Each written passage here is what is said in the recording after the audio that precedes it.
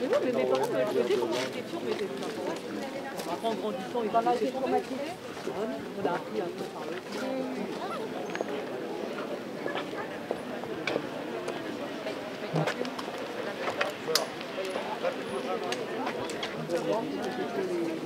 Non, non, mais c'était juste au collège. Voilà, pour ça, regardez comme ça.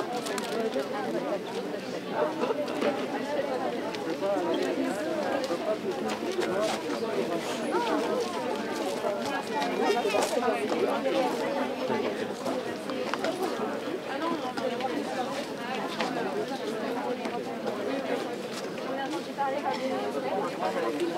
on va par le biais de j'avais leur frère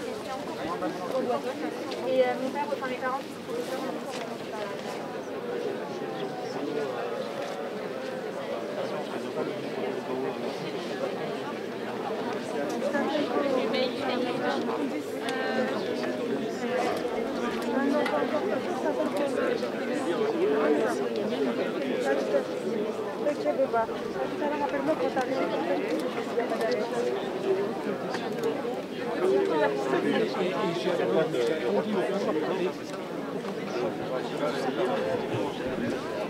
Bonjour monsieur, vous êtes instituteur? Non, pas du tout. Je suis citoyen. Oui, Conflans, oui, tout à fait. Quelle était votre réaction hier quand vous avez appris cet attentat terrible devant ce collège où un professeur a été décapité? Vraiment très triste. Ça m'a rappelé des mauvais souvenirs. Charlie Hebdo, bien sûr. C'est pour ça que... voilà, s'attaquer à l'institut, l'institution écolier, les élèves, voilà, c'est...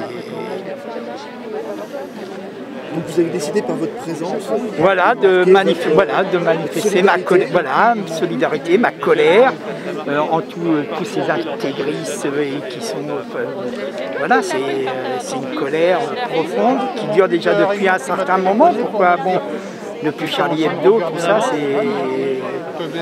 Voilà, il faut réagir. Et parlez-nous de votre ville Conflans, c'est une ville plutôt apaisée, parce qu'on entend tout et n'importe quoi depuis hier. C'est pas une ville... Moi, je suis nouveau conflanais. Moi, ça fait à peine 5 ans maintenant j'habite Conflans. J'habitais Gennevilliers, une ville un peu plus populaire que Conflans. Mais moi, je trouve pas Conflans... non, je trouve que c'est une ville tranquille.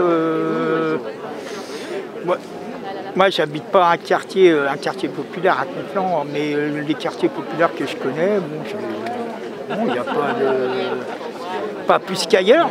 En tout cas, vous vous sentez bien investi, et puis même investi avec ce qui se passe aujourd'hui, oui. Et de devoir venir aujourd'hui auprès des professeurs, tout à fait, montrer ma solidarité, voilà, montrer ma solidarité avec tous ces gens. Vous voyez, il y a des personnes âgées, il y a des gamins, voilà, on est tous rassemblés contre cette barbarie.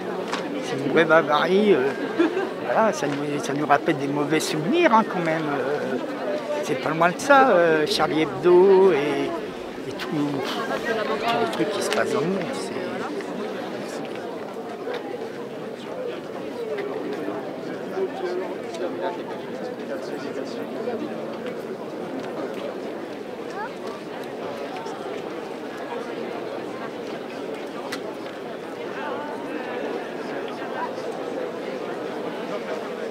Par rapport au documentaire qui était vraiment très fort.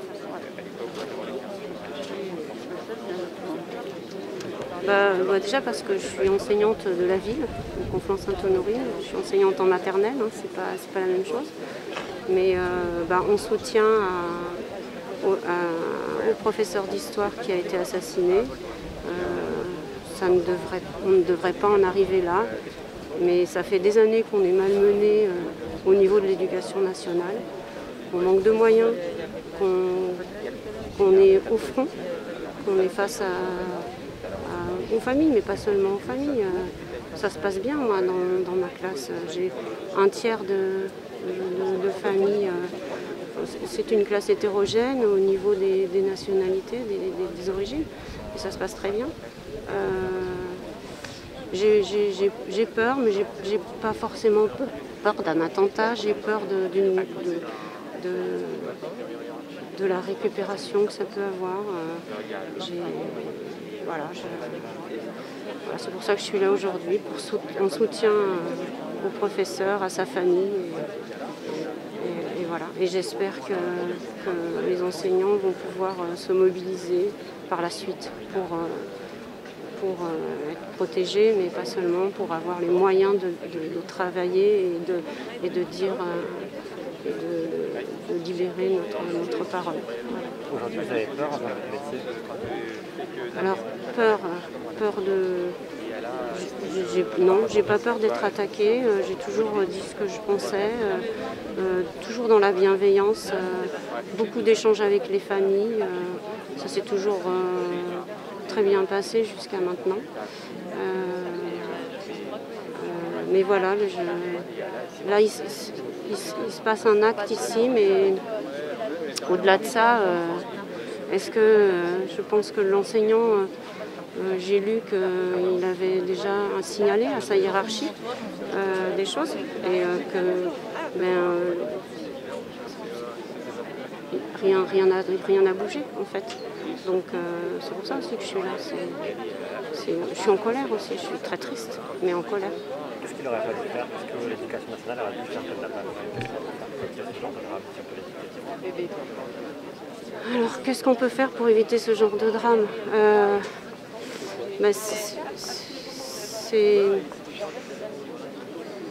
nous protéger, nous donner les moyens de bien travailler.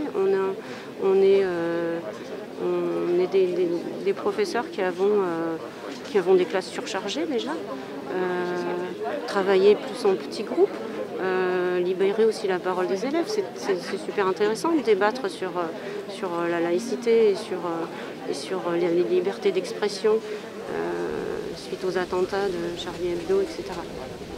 Et l'éducation nationale, elle n'est pas là quand M. Blanquer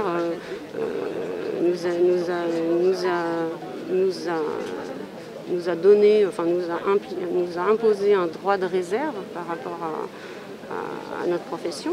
Et donc non, on se sent quand même, on se sent bâillonné, voilà. Comment vous avez réagi hier quand vous avez appris la nouvelle? C'est quoi votre émotion? J'étais atterrée en fait. J'étais atterrée, j'ai halluciné, enfin, c'est inexplicable, enfin, j'étais très triste. Voilà. Vous connaissez ce prof? Vous aviez entendu parler de ses cours? Non, je ne connaissais pas ce professeur. J'ai une collègue dont la fille l'avait comme professeur en 6e. Voilà, c'est tout. Vous allez retourner en classe après les vacances? Oui. Comment ça va se passer? Vous appréhendez? Non, je n'appréhende pas. Je m'inquiète pour certains parents d'origine musulmane qui doivent se sentir terrifiés un peu par ce qui arrive.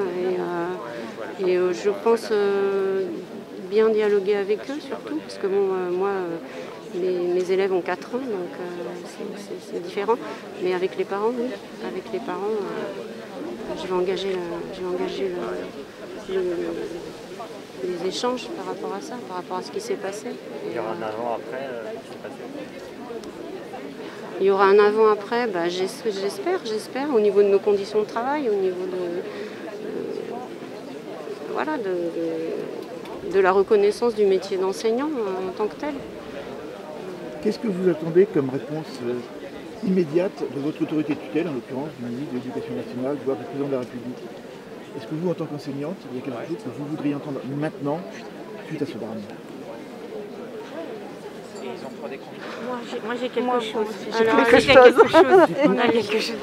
Oui, moi ce que j'aimerais entendre de la part du président de la République, est que maintenant l'État prenne vraiment la protection des enseignants pour, comme chose première, je veux dire, jusqu'avant l'éducation nationale pouvait se mettre à la place des enseignants quand ils étaient sujets à des plaintes, des choses comme ça, ce qu'elle ne fait plus. D'abord, l'enseignant est coupable, on le sort de sa classe, on ne fait rien pour essayer de le protéger, et ensuite seulement, s'il enquête et ça, il peut être réintégré, etc. Alors que c'est insupportable, parce que le nombre de plaintes et de parents, comme on a vu, se multiplier ces derniers temps, et c'est vraiment énorme. Et là, les réseaux sociaux, les parents savent bien s'en servir aussi. Et vous parlez de la protection des enseignants. Vous savez que le débat sur la sécurisation des écoles va inévitablement ressortir après ce drame. C'est-à-dire, faut-il mettre des policiers, faut-il mettre des agents de sécurité? C'est un débat très houleux en France depuis des années. Non, quelle est votre position là-dessus? Moi, je ne pense pas que c'est en fermant encore plus les établissements qu'on va réussir à trouver une solution à ça. Il faut vraiment que l'État remette les enseignants sur un piédestal, qu'ils aient vraiment la fierté de ce que nous faisons au quotidien, et que ce discours-là passe dans la société, en fait, parce qu'il y a une dégradation du discours envers les enseignants depuis des années, et le respect qui était dû à la fonction, la fierté de suivre des cours, voilà, a disparu. Moi, je pense qu'effectivement, le ministre dit souvent, alors je parle, voilà, j'ai mon doigt de réserve, donc je ne devrais pas parler du ministre. Donc, qu'est-ce que je peux dire là? Voilà. Il fait plus rêver, il est plus sacré comme avant. Il fait rêver. Moi, j'ai beaucoup de collègues qui sont très jeunes professeurs, qui sont vraiment fiers de faire ce métier. Non, il fait rêver. Après, il y a les questions de rémunération, de conditions de travail qui sont de plus en plus difficiles et dégradées depuis des années. Mais ce métier fait encore rêver. C'est un très bon métier. Voilà. Donc, il fait peur, vous allez avoir peur. Écoutez, moi là, cette histoire me touche particulièrement parce qu'en ce moment, je suis touchée par un cas similaire, ça n'a rien à voir, mais effectivement par le manque de protection de l'institution dans notre travail quotidien. Voilà, c'est plutôt, débrouillez-vous avec ce que vous avez. Nous, on ne peut rien faire.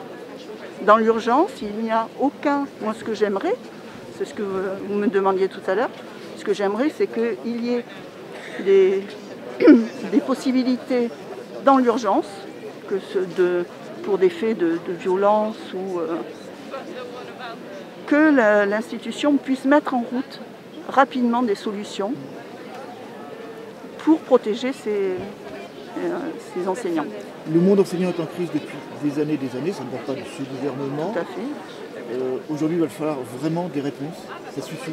Là, pour moi, clairement, on ne va pas pouvoir continuer comme ça. Si on veut que l'enseignement soit vraiment, comme le dit notre président de la République, le bijou de la France, et ce qu'il devrait être. Je veux dire, on ne peut pas avoir une société qui avance sans enseignement de qualité.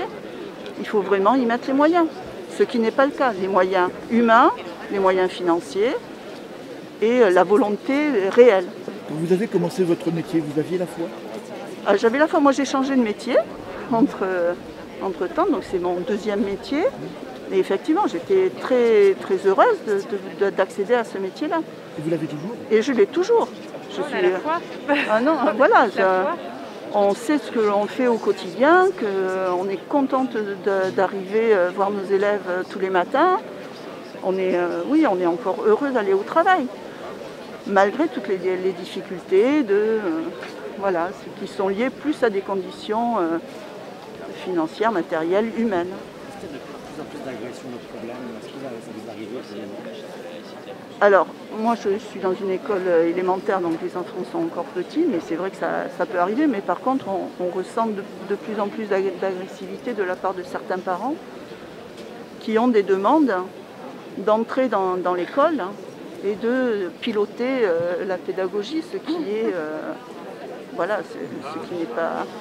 ce qui ne doit pas être. La pédagogie, c'est vraiment le métier des enseignants, et je pense que les parents doivent nous faire confiance dans la pédagogie que l'on met en œuvre. Comment vous expliquez ces demandes? Je vous l'ai dit tout à l'heure, il y a une dégradation de l'image de l'enseignant depuis des années, qui a été portée par des discours qui étaient faux. Il fallait réduire du personnel. Pour réduire du personnel, il fallait dire que le métier n'était pas attractif, que les gens n'aillent pas vers ce métier et que certains en partent. Et donc les conditions ont été dégradées de fait. Je pense que s'il y a vraiment une construction politique de la destruction de l'éducation nationale. Aujourd'hui, un jeune diplômé viendrait vous dire « j'ai envie de rentrer dans l'éducation nationale, d'être professeur des écoles ». Vous lui conseilleriez de le faire ou pas? Ça dépend pourquoi. Je lui poserai la question « pourquoi tu veux faire ça ?» Voilà. C'est-à-dire la bonne réponse serait la mauvaise, ça serait pour avoir un métier tranquille avec des vacances et voilà, du temps libre dans la semaine.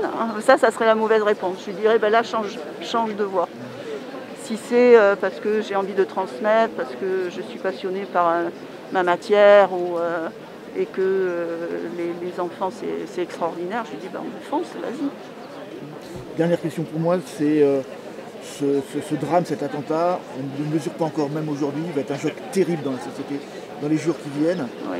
C'est le bon moment pour parler des problématiques, mais au-delà de l'enseignement, de la santé, de toutes ces choses abandonnées par l'État. Oui, mais là aujourd'hui, on est dans la peine et la colère, le recueillement, donc je pense que tout ça, ça viendra, ça viendra vite. Je pense que là, moi je pense plutôt à la famille, aux proches de cet enseignant qui doivent être dévastés. C'est vraiment très... voilà, c'est insupportable de penser ça. Et je pense qu'effectivement, il faudra faire quelque chose. Merci.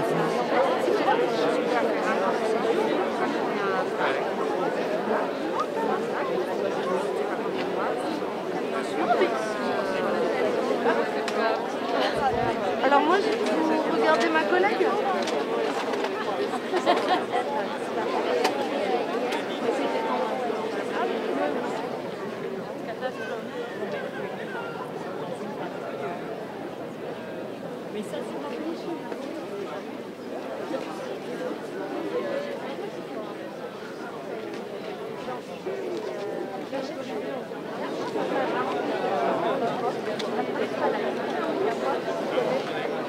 La présentement, j'ai pas vu.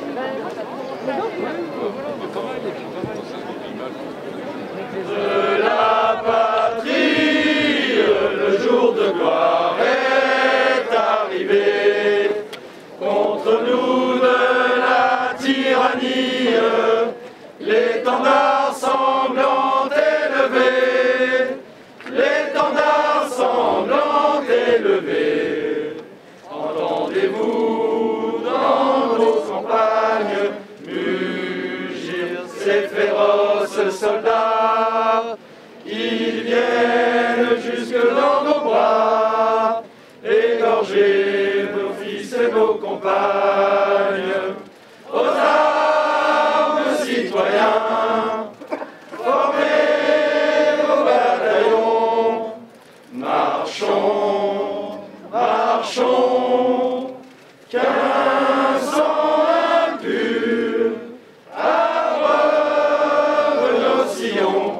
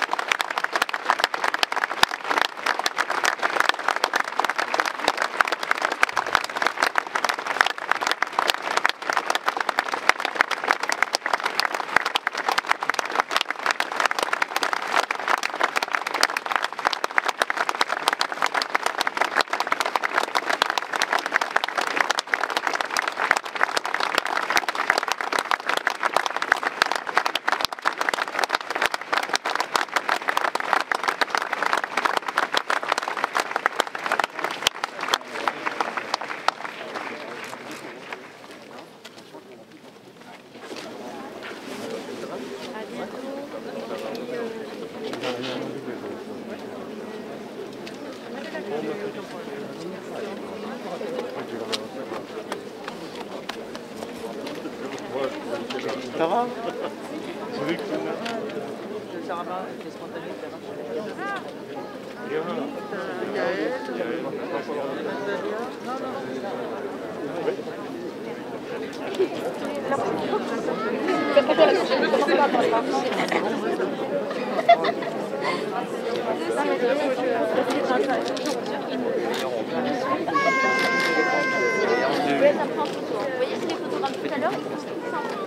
On va finir sauvé comme Canada, Canada. Hello, Canada. Ça va, Sia? Ça va et toi? Tu sais, ce que je disais, c'est qu'il y a 2 ans, quand on avait tous les vidéos à campagne, jamais Vous êtes toutes élèves ici à ce collège. Vous connaissiez Monsieur Paty? On était là il y a 2 ans, mais Comment il était? Quel souvenir vous avez de lui? c'était vraiment un prof super sympa, Enfin, il aimait beaucoup faire de l'humour. On pouvait se confier à lui facilement. Il était super gentil, super sympa. Franchement, Comment vous avez réagi hier quand vous avez appris ce drame? Moi personnellement, je réalise pas beaucoup ce qui s'est passé. C'est pour ça aussi que je suis là pour prendre conscience un peu de tout ça. Oui, c'est exactement ça. C'est juste hier, on a beau réaliser, on a beau se dire c'est parti, on a juste l'impression que c'est un cauchemar. Et on a l'impression toujours, même aujourd'hui, même là devant tous ces gens, qu'on va se réveiller un moment. Et vous êtes toujours scolarisé dans cet établissement? Non, au lycée maintenant. Et vous avez pu rencontrer d'anciens professeurs qui sont toujours ici, qui professent toujours ici, ou vous êtes venus comme ça On est venus comme ça, mais on a parlé un peu avec nos profs, mais de cette année, parce que personnellement, j'ai pas vu nos anciens profs, mais même les profs du lycée où on est, ils sont... Qu'est-ce que vous disent d'ailleurs vos profs par rapport à ça? Ils nous disent c'est incroyable, on fait le même métier. Surtout ma prof de latence, j'ai eu l'impression que ça avait beaucoup touché. Et je vois pas, franchement, je vois pas pourquoi c'est arrivé.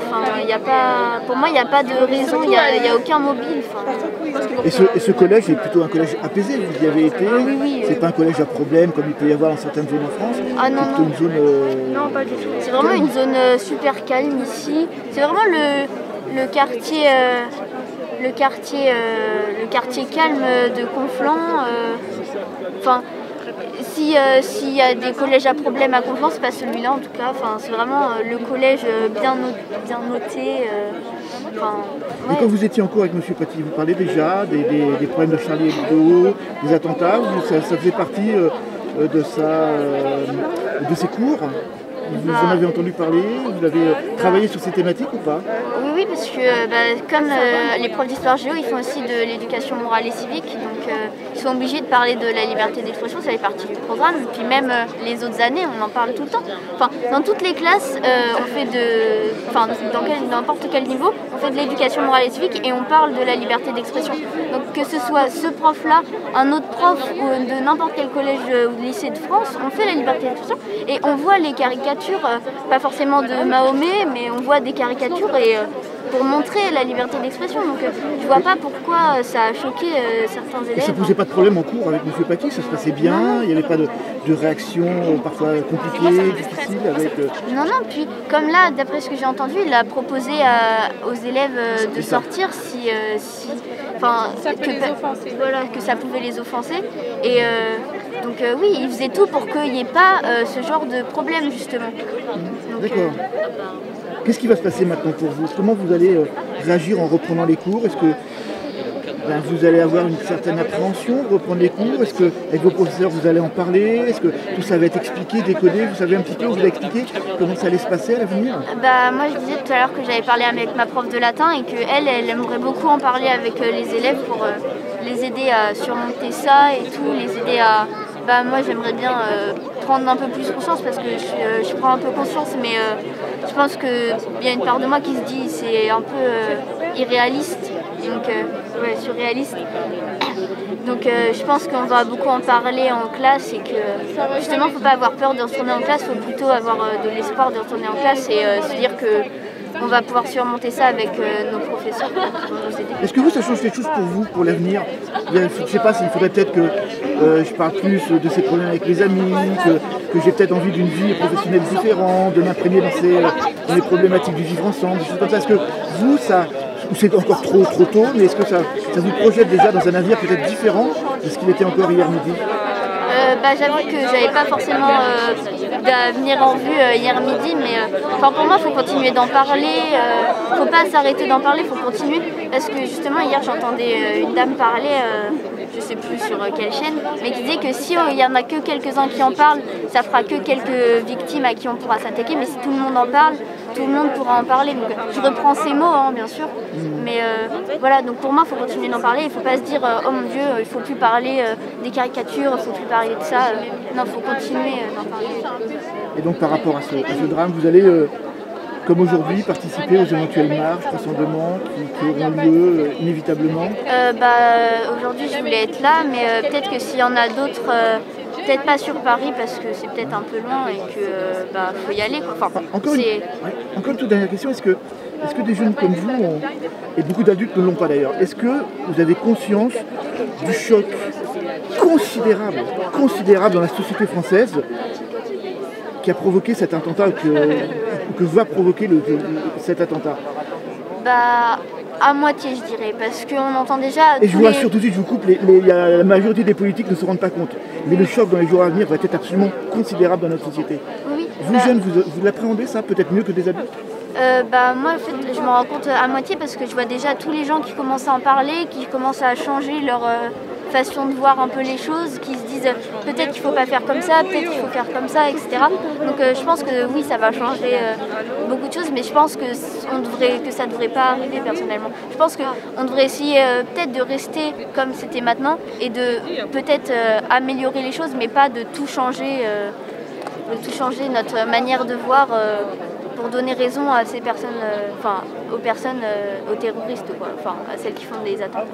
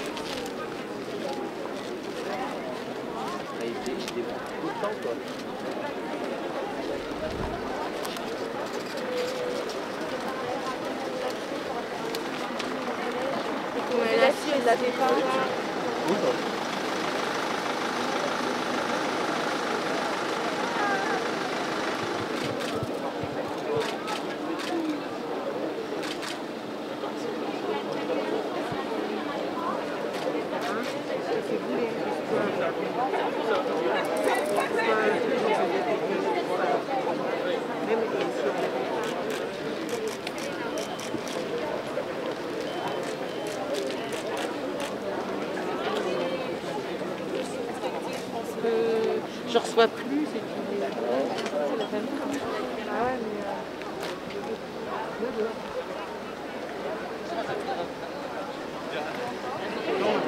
Maman, Bétine. Je prends. Oui, c'est quoi que tu veux tout éclater. Attends, c'est un coflon. La première fois de ma vie touchée par un terroriste qui vient RNI. Non, il y a peut-être coflon. Votre drapeau pour faire peut-être un votre coflon. Cette honorine. La première fois qu'elle a été touchée par un terroriste. Là, ce soir, on rend hommage à un professeur qui est tué hier à 17h30. Il y a la file. Sort. On rend hommage à un professeur qui est tué hier.